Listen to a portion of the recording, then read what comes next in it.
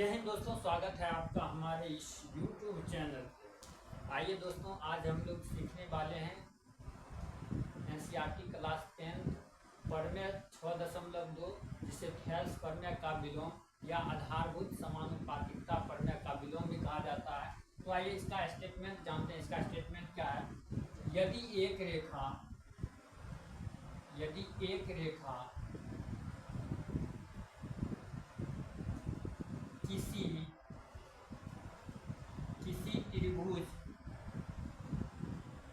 किसी त्रिभुज की दो भुजाओं को एक ही अनुपात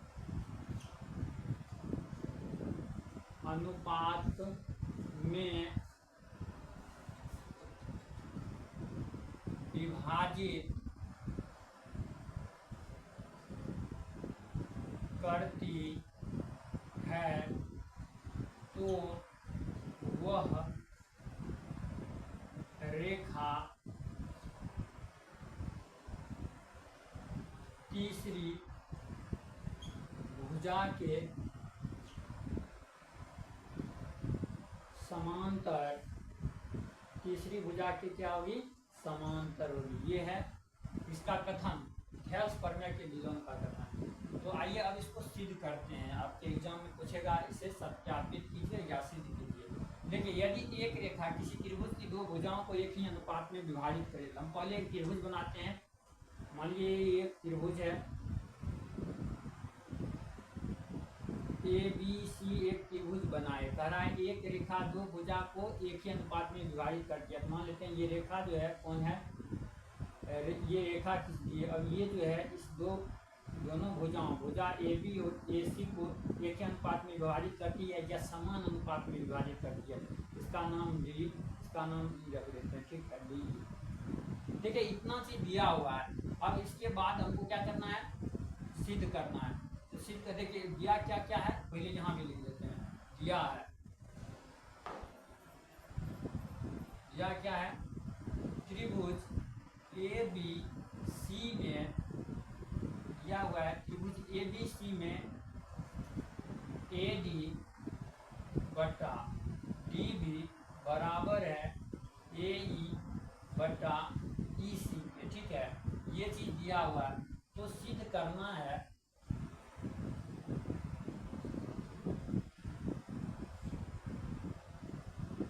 ये रेखा अगर AB भुजा और AC भुजा को इस तरह AD बटा DB बराबर AE बटा EC के दोनों समान अनुपात में विभाजित कर दिया, तो ये रेखा किसके समांतर होगी? ये तीसरी भुजा के। तीसरी भुजा क्या है? DE पैरेलल होगा किसके? BC को। यही हमको सिद्ध करना है। अब देखिए, इसको सिद्ध करने के लिए हम लोग क्या करते हैं? कुछ रचना करते हैं। रचना क्या करेंगे? तो BC के समांतर एक रेखा मानते हैं। यदि D है तो इसको तो सिद्ध ही करना है, इसीलिए इसको समांतर मान ले सकते हैं। इसीलिए मानते हैं D से DF। ठीक है, इसको F मानते हैं।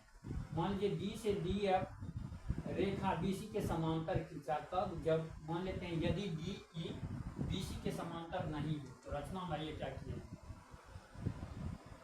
रचना, यदि DE BC के समांतर नहीं हो तो D से DF समांतर BC खींचा। अब देखिए प्रूफ में क्या करेंगे? अब देखिए, जब D से DF समांतर BC खींचा, चूंकि DF समांतर है BC के, इसीलिए थेल्स प्रमेय से क्या हो जाएगा? इसीलिए थेल्स प्रमेय से क्या आएगा? AD बटा DB बराबर AF बटा FC।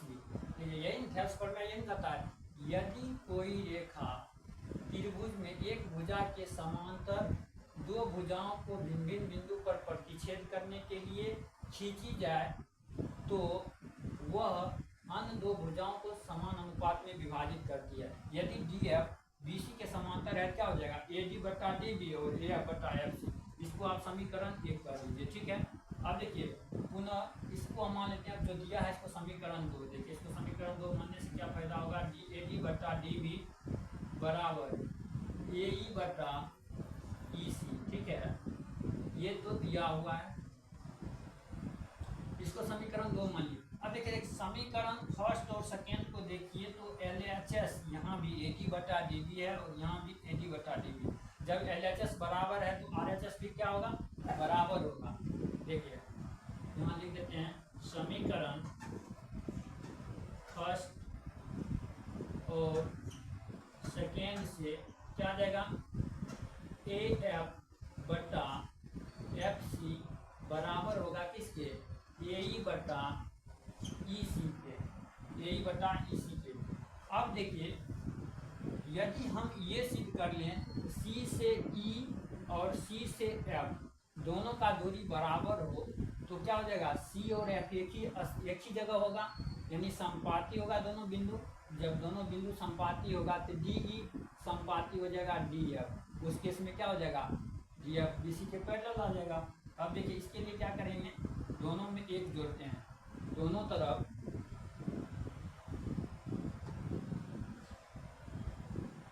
एक जोड़ने पर, दोनों तरफ एक जोड़ने पर देखिए ए एफ बटा एफ सी प्लस 1 बराबर ए ई बटा ई सी प्लस 1। अब इसको जोड़ेंगे देखिए क्या आ जाएगा, ऊपर में A F F C LCM आ जाएगा, एफ सी बटा एफ सी बराबर होगा ए ई प्लस ई सी बटा क्या आएगा, ई सी। अब देखिए यहाँ क्या करेंगे, ए एफ और एफ सी को जोड़ेंगे, ए से एफ की दूरी और एफ से सी की दूरी दोनों को जोड़ेंगे, क्या आ जाएगा, ए सी आएगा। ए सी बटा क्या हो जाएगा, एफ सी बराबर होगा ए ई प्लस ई सी। अब देखिए ए से ई, ए ई और ई सी भी क्या होगा, ए सी ही होगा। ए सी बटा क्या हो जाएगा, ई सी। अब देखिए ये दोनों कट जाएगा, एफ सी बराबर ई सी। ये कब होगा, देखिए एफ सी जो है किसके बराबर आ गया, ई सी के, यानी सी से एफ की दूरी और सी से ई की दूरी बराबर आया। इसका मतलब सी और ई और एफ एक ही स्थान पर है। यह कब संभव है, यह तभी संभव है जब बिंदु ई और बिंदु एफ क्या हो, संपाती हो, यानी एक ही स्थान पर हो। अगर इसका स्क्रीनशॉट लेना चाहते हैं तो ले लीजिए, बताते हैं।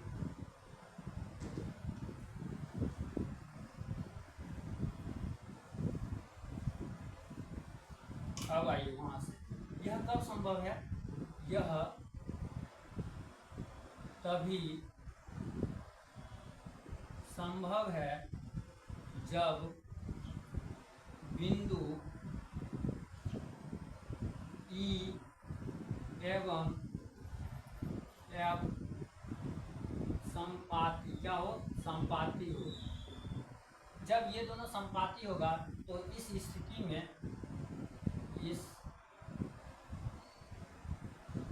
स्थिति में तब देखिए इस स्थिति में क्या आ जाएगा, ये एफ बिंदु डी ई पे आ जाएगा तो डी एफ रेखा डी एफ और डी ई भी संपाती होगा। इस स्थिति में रेखा डी एफ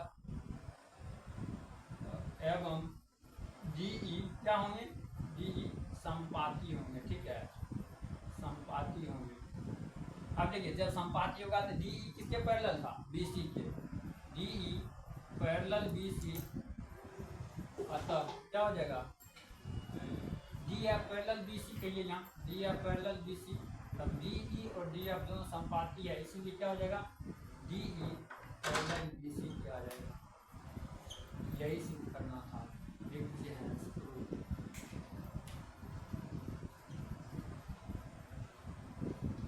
अब आइए संक्षेप में प्रमेय 6.1 और प्रमेय 6.2 को देखते हैं क्या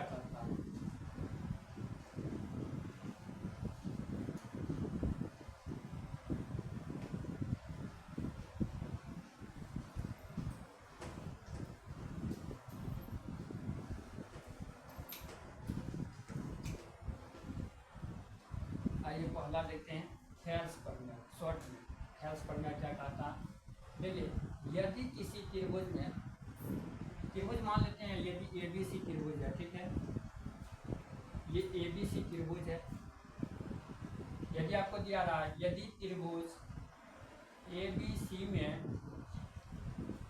ये दे दे कि ये DE रेखा जो है DE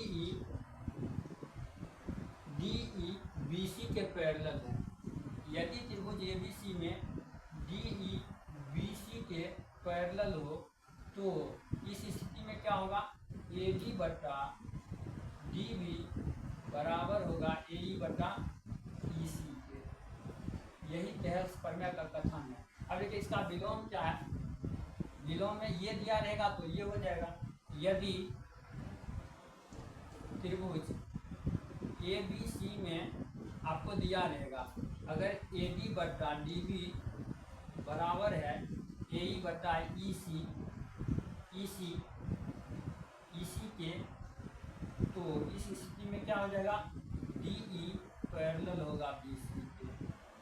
यही हो गया। आज के लिए इतना ही, मिलते हैं फिर किसी नेक्स्ट वीडियो में, तब तक के लिए बाय।